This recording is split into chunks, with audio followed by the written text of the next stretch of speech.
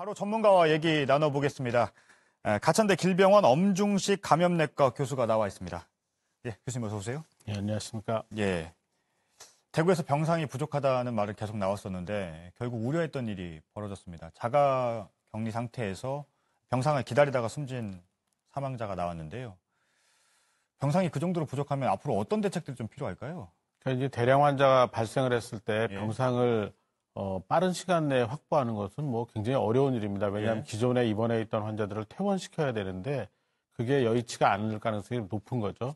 결국은 지금 현재로는 환자 분류를 적절하게 빨리 하는 것이 가장 중요합니다. 그래서 중증 환자는 음압격리실로 입원을 시키고 경증 환자 중에 고위험군에 해당되는 환자들 같은 경우에는 이제 일반 병실이라도 격리가 가능한 곳에 입원을 시키는데 문제는 경증이거나 또는 증상이 거의 없는 상태에서 고위험군들이 집에 계시게 되는 경우에는 모니터링이 쉽지가 않습니다.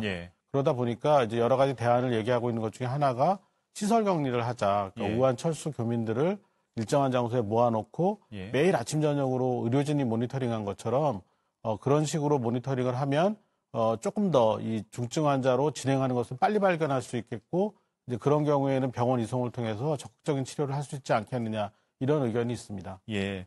그래서 지금 나온 병상 부족 문제가 이 증상이 심각하지 않은 환자들은 자가격리 상태에서 치료를 하고 그 상황이 심각한 환자들은 입원 치료를 하자 이런 주장이 나오고 있는데 그런데 어제 중앙임상위의 그 조사 결과 중에서요. 엑스레이 사진에서는 폐가 하얗게 나왔는데 증상이 없더라.